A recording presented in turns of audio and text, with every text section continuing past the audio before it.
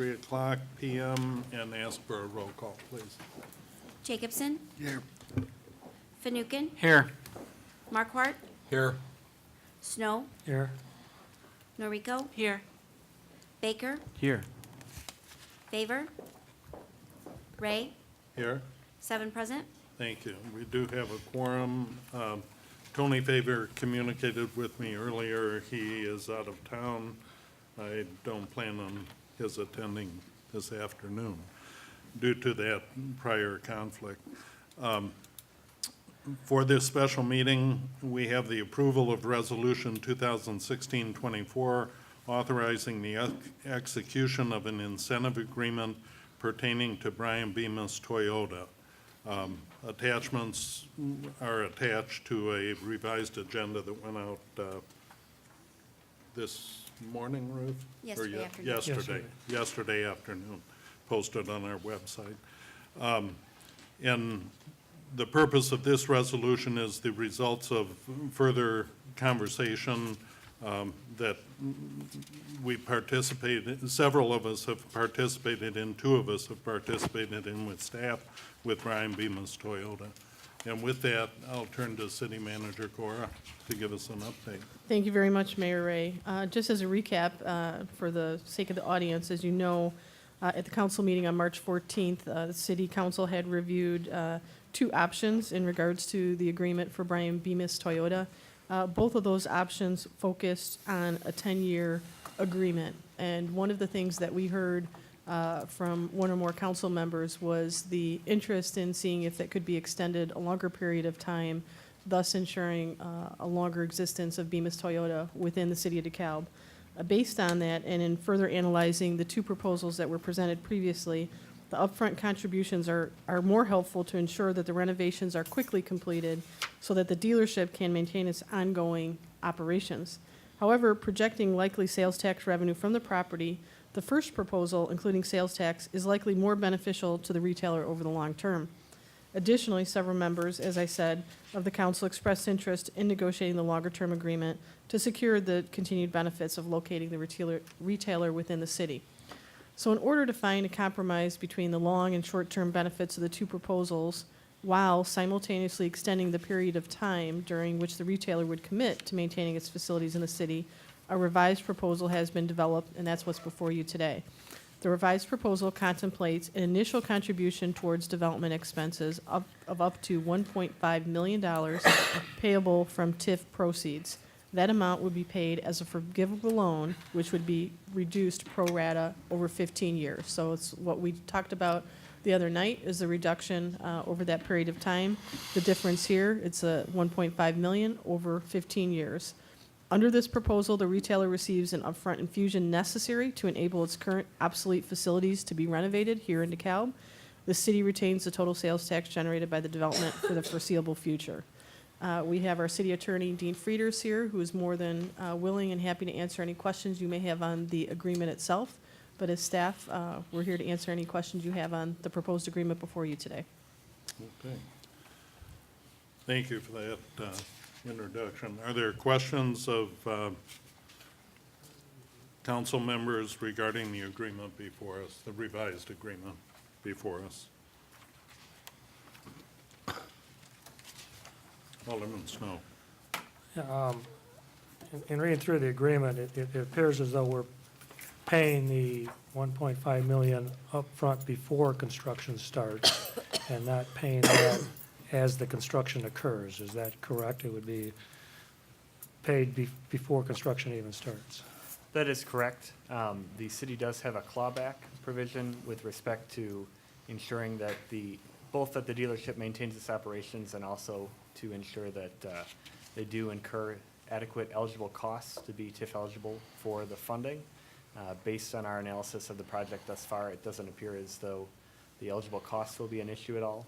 Providing the funding up front reduces the amount that the developer would otherwise have to finance and makes that incentive significantly more attractive to them. It's just that, my feeling is that the money should be paid gradually as the construction progresses. But another thing that I saw that I was hoping would be in the agreement was there are no benchmark guarantees. I realize that there's estimates that sales will increase, but there is no guarantee that sales will increase. So is that correct? There's no benchmarks that he has to meet. Sales could actually decrease and he would still get the money. I mean, over that period of time, so. That's correct. The agreement doesn't include the benchmarks. Based on our understanding of the relationship between the dealer and the national Toyota Motor Company, upon completion of these repairs, their entitlement to new vehicles increases, which should have the result of increasing their sales and should have a positive result on the sales tax generated. Also, the completion of the renovations to the building should have a positive impact on the property tax paid by the property to all affected taxing districts, but the agreement does not include benchmarks for sales or property tax. It's just that my brief research, and obviously I haven't done very much, is that, you know, throughout the U.S., yes, there's been a lot of remodeling of car dealerships, but not all of them have seen an increase in sales after the remodeling. So it's just kind of speculative, in my opinion. Thank you. Okay. Other questions? Alderman Baker? It's my understanding that we're not rewarding them for the increase in sales. We're just aware that there most likely will be increase in sales, but we're hoping that we have at least the minimum. If it will remain static, that number alone is 1.5 million in 10 years, and if you do another 5 years, that's going to be another 750,000. But on the real estate tax, which is what the TIF is based upon, the taxes paid last year by Bemis Toyota were over 67,000, and with the remodeling, that could be 92 to 102, and it just depends on the tax assessor. It could even exceed that. So easily over a 15-year period, at an average of 100,000, we all seem to realize taxes seem to be going up, not down. It will far exceed 1.5 million, as opposed to maybe zero, which that could always happen if you were to leave.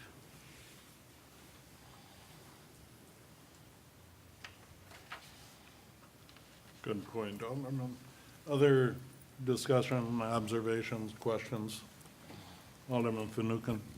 I'm just want to say I'm certainly glad that staff and members of council and the mayor made the effort to reach out and continue to keep this business here in DeKalb. Along with our discussion this morning, we want to make it very clear that DeKalb is going to be business friendly and try and reach out and do what we can, not only to reach out to new businesses, but to keep current businesses in their current locales. Absolutely.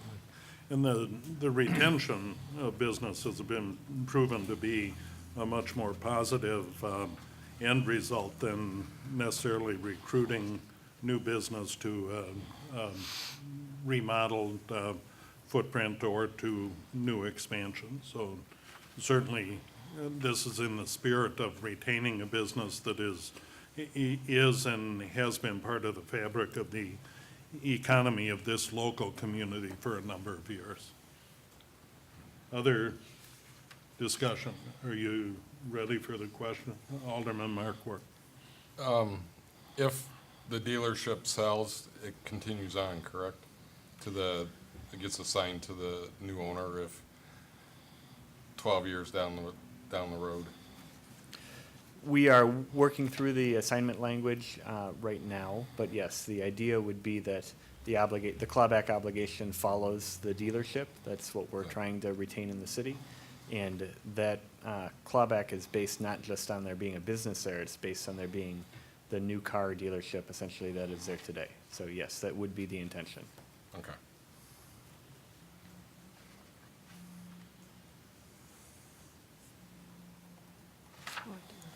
Alderman Noreko. Do we have an idea of how long it will take from, let's say, signing this agreement and the approval and so forth? How long it will take then for construction to start? And That's actually one of the great benefits of retaining the dealership is that they are at a point where their plans for the renovation are essentially done. We understand that they would be coming in for building permits very, very quickly and starting construction this construction season. So the agreement contemplates that everything would be done and fully operational inside of a year, but we anticipate it hopefully will be faster than that even. Okay, thank you.